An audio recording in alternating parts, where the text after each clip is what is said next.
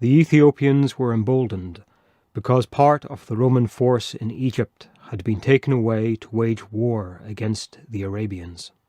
There was a small Roman garrison of 3 cohorts, perhaps 1,500 troops, stationed at Elephantine Island to maintain order in nearby Syene. King Tereticus of Meroe led 30,000 warriors north to the first cataract, where he attacked and pillaged Philae.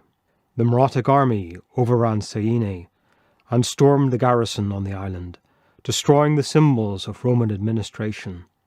Strabo, who was living in Alexandria, reports that the Africans enslaved the inhabitants and tore down statues of Caesar Augustus, before retreating south with Roman prisoners and thousands of Egyptian captives. When the first reports of the attack reached Alexandria, the acting governor Petronius set out for the Egyptian frontier with a retaliatory force of 10,000 infantry and 800 cavalry. By then, the Meroitic army had withdrawn to the city of Pelchis, Dacke, 60 miles south of the first cataract. Petronius pursued them, sending envoys to question why they had begun a war and demanding the return of the captives. But the envoys found that there was nobody in command of the Meroitic army. Tereticus had died suddenly of sickness or injury, and Meroitic representatives told Petronius that the attack was in retaliation for abuses carried out by Egyptian warriors and ministers.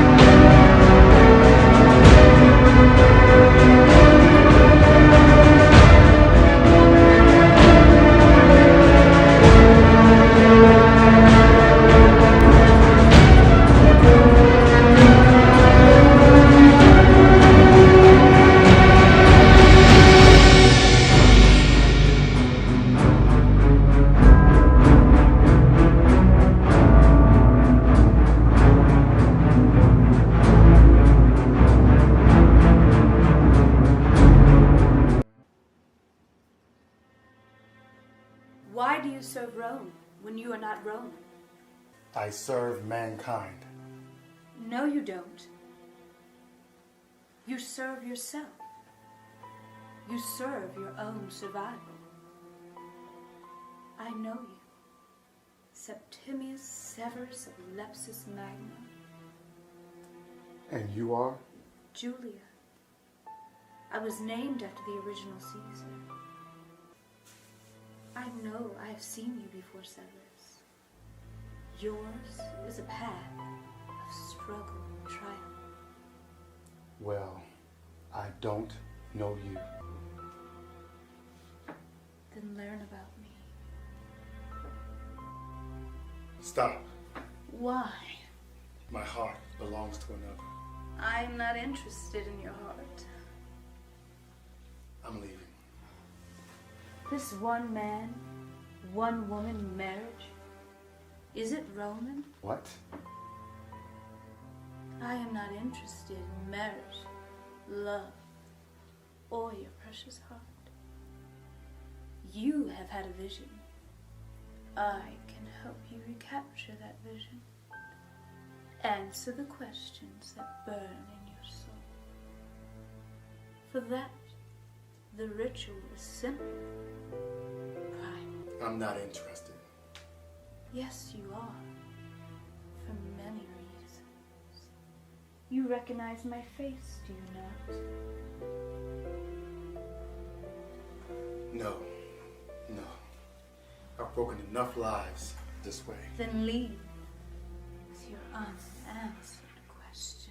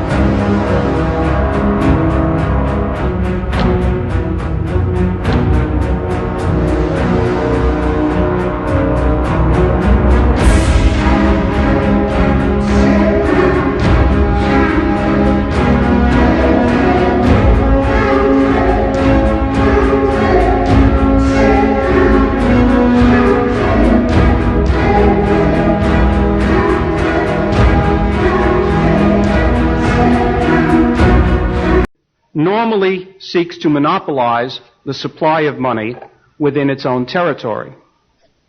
Monetary policy, therefore, always serves, even if it serves badly, the perceived needs of the rulers of the state. If it also happens to enhance the prosperity and progress of the masses of the people, that is a secondary benefit. But its first aim is to serve the needs of the rulers, not the ruled. And this point is central, I believe, to an understanding of the course of monetary policy in the late Roman Empire. Historians of prices in the Roman Empire have come to the conclusion that despite all of this inflation, the price of gold, in terms of its purchasing power, remained stable from the 1st through the 4th century. In other words, gold remained, in terms of its purchasing power, a stable value, whereas all this coinage just became increasingly worthless. Now, what were the causes of this inflation? The size of the army, I think I indicated already, had increased, doubled from the time of Augustus to Diocletian, and the size of the civil service I indicated also. Now, all these events strained the fiscal resources of the state beyond its ability to sustain itself. And the debasement and the taxation were both used to keep the ship of state going, frequently by debasing, then by taxation, and then often simply by accusing people of treason and confiscating their estates.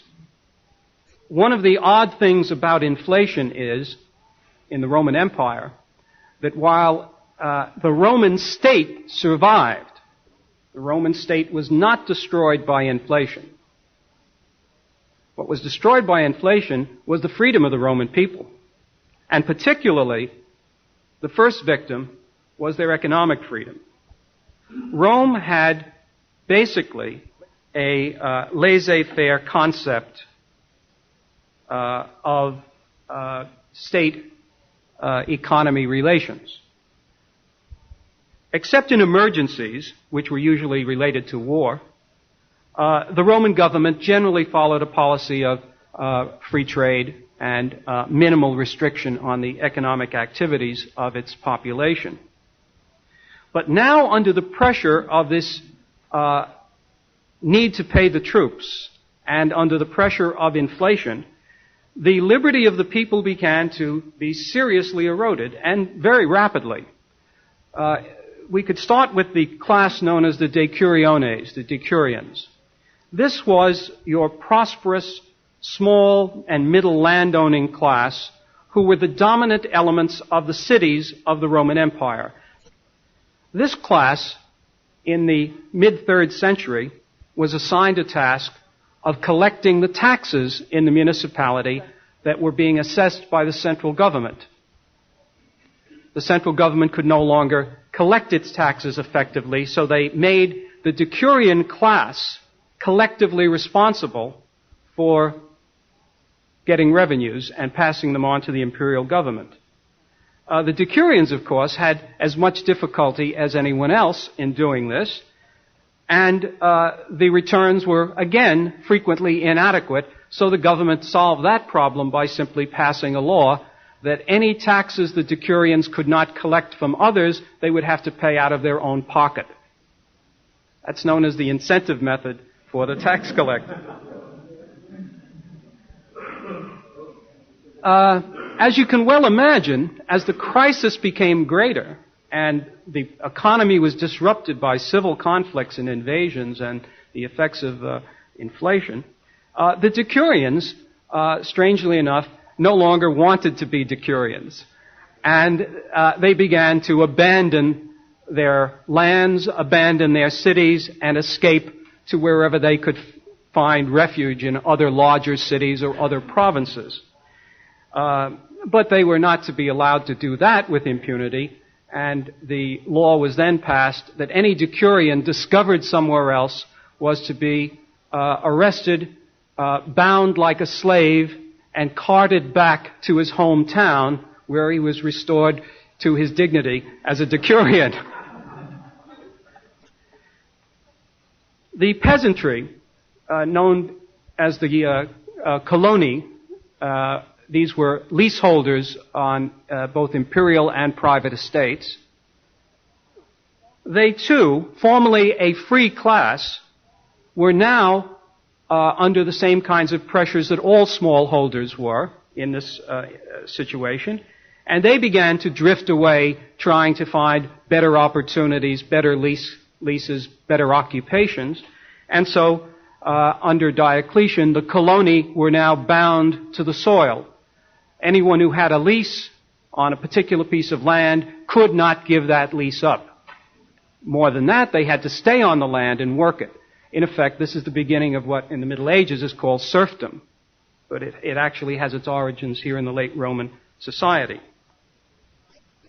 In fact, as you read through the rest of the thing, it becomes clear that the reason the edict on prices and wages was issued, was that the soldiers were the principal victims of the inflation, and that Diocletian was afraid he was losing control of his army. And so the people who are to be protected are the soldiers and the other servants of the state. Constantine's reforms were also partial, but of sufficient vigor and radical character to make a difference. Through his willingness to extract by compulsion the gold reserves of the taxpayers, forcing them to disgorge their bullion, he placed an ever-increasing supply of gold in the hands of the government officials. This was increasingly used to pay military bonuses, salaries for bureaucrats, and even payments for certain public works.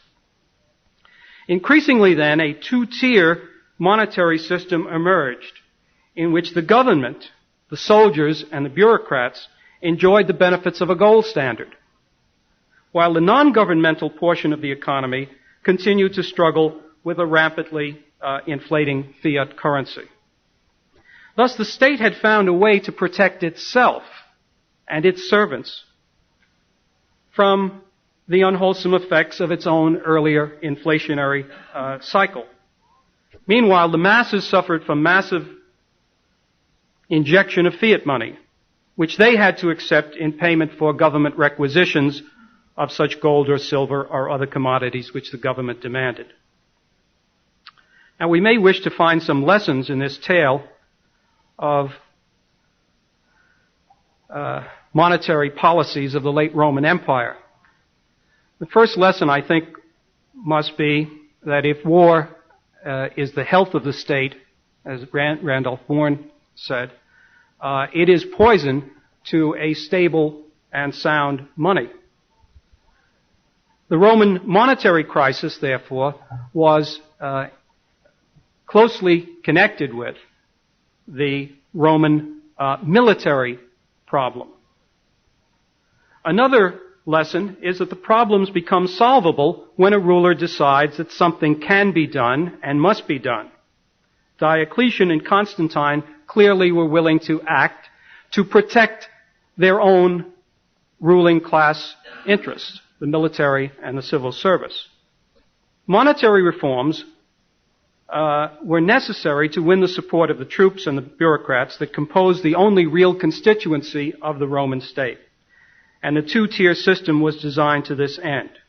It brought about a stable monetary standard for the ruling group and did not hesitate to secure it at the expense of the mass of the population. Now, the Roman state survived.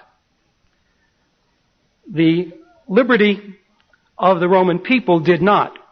When freedom became possible in the West in the 5th century with the barbarian invasions, people took advantage of the possibility of change.